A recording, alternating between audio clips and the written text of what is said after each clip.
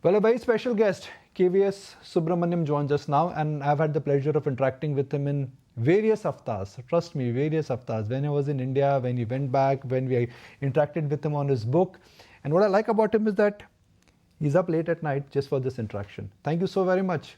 It's cold, I know where you are, and you managed to keep the heater on for this interview.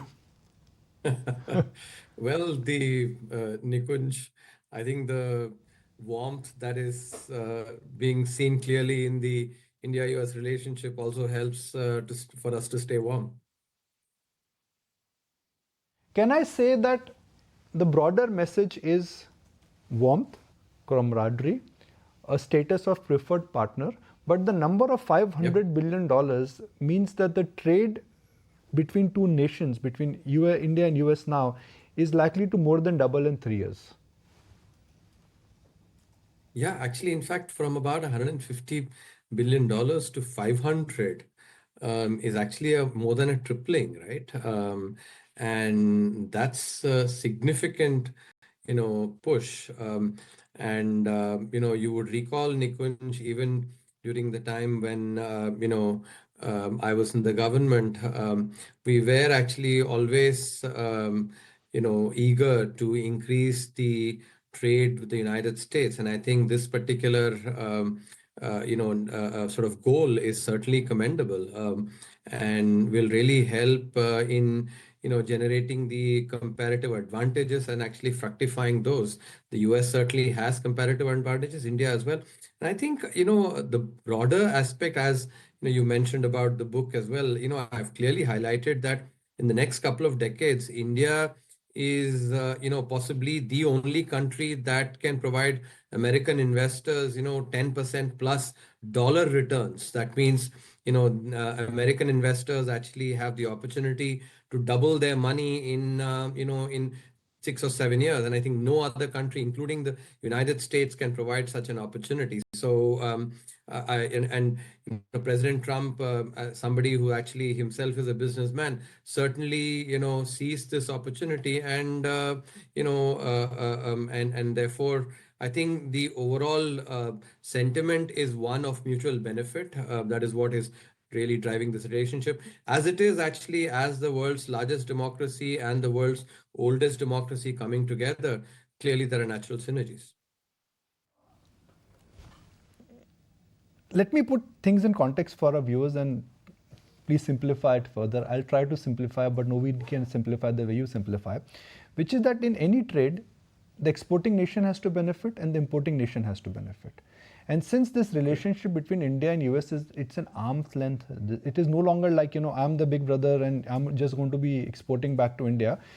This is a relationship where everybody would be cognizant of the entire trade gap.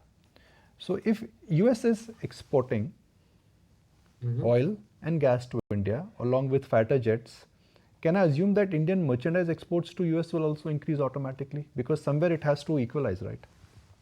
Indeed, actually, and I think you rightly pointed out that there will be on, some products, I think the Indian side will actually be importing, and some others we will be exporting. Do remember, we'll also be actually exporting, a good amount of services as well. And I think the merchandise, export, especially on the manufacturing side, what you pointed out, there is also a bigger opportunity there, Nikunj, because President Trump himself has been trying to actually increase the US presence in manufacturing. He's talked about how a lot of manufacturing now has actually, and the jobs have moved to China. And he looks at this as actually something that is really critical for his, for the United States. Now, here's where I think there are synergies, because some of the capital intensive manufacturing can actually happen in the United States. Some of the more labor intensive manufacturing can happen in India, and therefore there can actually be enormous synergies here as well. Another aspect that I actually want to point out, which is something which I think even the American policymakers can certainly look and benefit from, is the kind of data from the digital public infrastructure that India now produces. This data, given the fact that the digital public infrastructure is actually so pervasive, not just at the top of the income pyramid, but also at the bottom of the income pyramid, and that can really sort of benefit a lot of the AI models, and I think therefore there is opportunity on that side as well, on some of the tech innovation and AI driven innovation. So these are all, really very promising areas that I think India and US can benefit from. Overall, I think that 500 billion, which is basically $500 billion, trade target, I think is a that's music to my ears. No new taxes yet. New tariff is coming, but can I say that it will be a much more diluted tariff stance from US? It is highly unlikely that it will not be as high as what Canada and Mexico in a sense have got. Yes, and I think the important part there actually is the reciprocity. President Trump has talked about reciprocity here, and I think India, in anticipation of the reciprocity, already in the budget, cut tariffs on many items, and I think this may be the precursor to possibly a free trade deal as well. And I think in which case, tariffs basically reciprocally between India and the United States, will be quite low.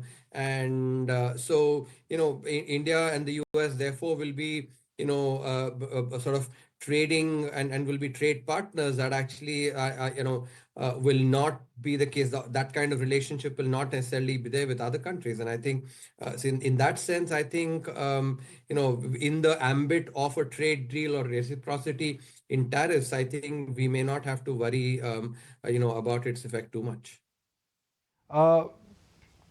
So just to wrap it up with a question, just perhaps for our viewers, can I say that the world, at least India, should not be worried about this entire tariff war or the new trade regime? Others should worry, but for India, the impact is going to be minimal. I think I would say, two key points. One is, of course, as you've clearly highlighted, India and US themselves benefiting, from the reciprocity and, sort of the trade relationship clearly being ramped up, to more than 3 times actually what it is currently in the next few years. But the fact that other nations may not necessarily have this kind of special relationship, special trade relationship, can also mean important opportunities for India, as it actually pushes for for a place in the China Plus strategy. I think that's the other benefit. Of course, I will emphasize, Nikunj, that we have to do important reforms on our side to be able to actually benefit from this opportunity. I've actually highlighted this in a recent piece in the Economic Times as well. How, for instance, if you take manufacturing, of the 6 inputs that manufacturing sector firms need, 5 of them actually, except for capital, the other, land, labor, power, logistics, ease of doing business, these are all basically state jurisdictions, and states need to really now do the reform. So we have, important steps to take on our side to fructify this opportunity. But I think the opportunity itself actually is definitely very welcome from an economic perspective. Gives, really appreciate your time. Thank you very much for joining us, and also I'm sure it's a very proud moment for you as a father. Your daughter, she is all set to now. If you remember, we interacted with her when you were in India, and that time she actually had taken a leap of faith and she wanted to really pursue classical dancing. And now I can see that she's actually exploring new horizons. So please pass on my compliments and best wishes to her as well. Thank you so much, Nikunj. Appreciate it.